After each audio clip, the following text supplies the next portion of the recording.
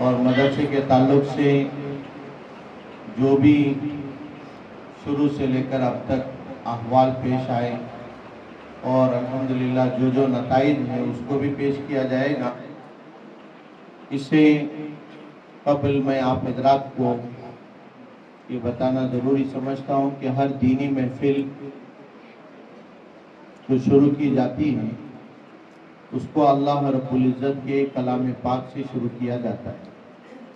तो हमारे ही मदरसे के उस्ताद हज़रत मौलाना मुफ्ती अखियार साहब आपके दरमियान में कुरान पाक पढ़कर सुनाएंगे इंशाअल्लाह। आप तमाम हज़रात कुरान को सुनते हुए कुरान का मज़ा महसूस करें कि अल्लाह ने इस कलाम में क्या एजाज़, क्या इज़्ज़त और क्या शान अल्लाह ताला ने इसमें रखा है। इसके लिए इत्मीनान के साथ मुकम्मल प्रोग्राम होने तक, दुआ होने तक भी आप हज़रात इसी तरह बैठे रहें। दूसरे मसाजिद से भी हमारे साथी आते रहेंगे, आप हज़रात उनको जगह बनाते रहें इंशाअल्लाह। तो मैं हमारे मदरसा अरबिया शाहिदुल उलूम के उस्ताद हज़रत मौलाना मुफ्ती अखियार साहब से गुजारिश करता हूँ कि वो क़िरात कलाम पाक से इस मजलिस का आगाज़ करें। अऊज़ु बिल्लाहि मिनश शैतानिर रजीम।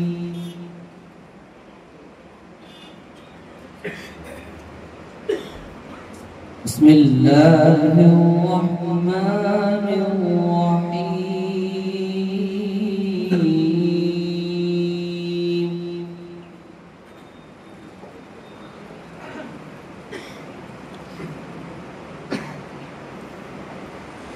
या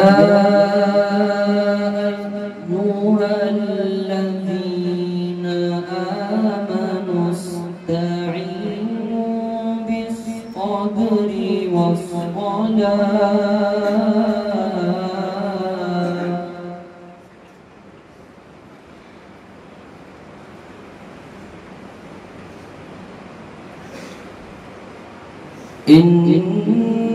इन्नल्लाहा मअस-साबिरीन।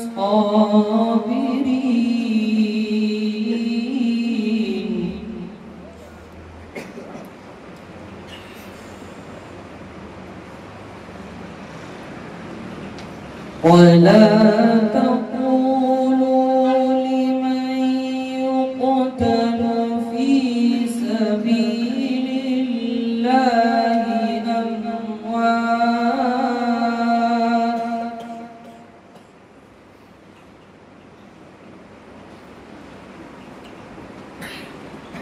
वला तक़ूलू फ़ी सबीलिल्लाहि अमवातुन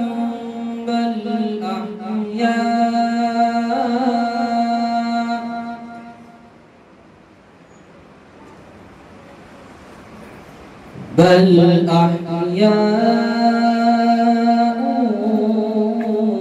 वलाकिन ला तशऊरून।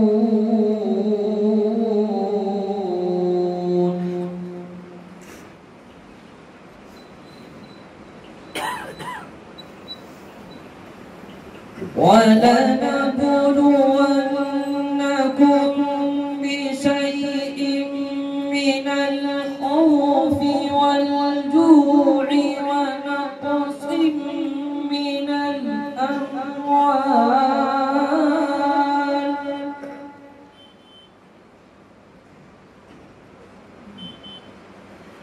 ونقص من الأموال والأنفس والثمرات وبشر الصابرين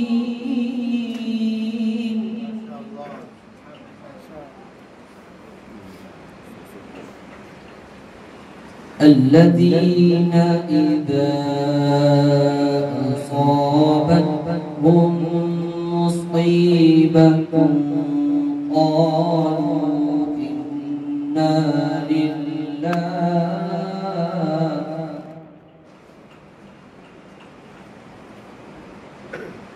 قالوا إنا لله وإنا إليه راجعون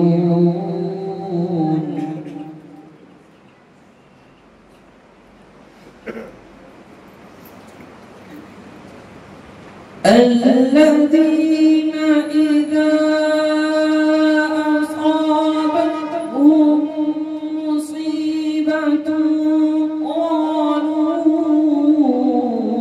إنا لله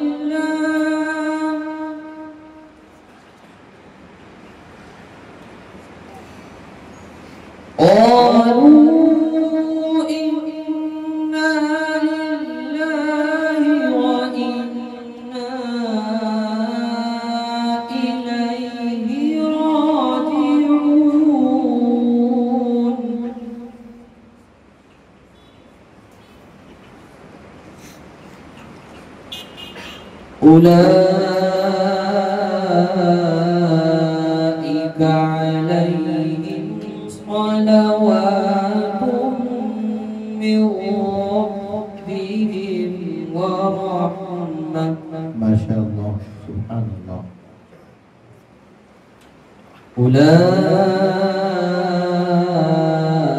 أولئك عليهم صلوات من ربهم ورحمة وأولئك هم المهتدون.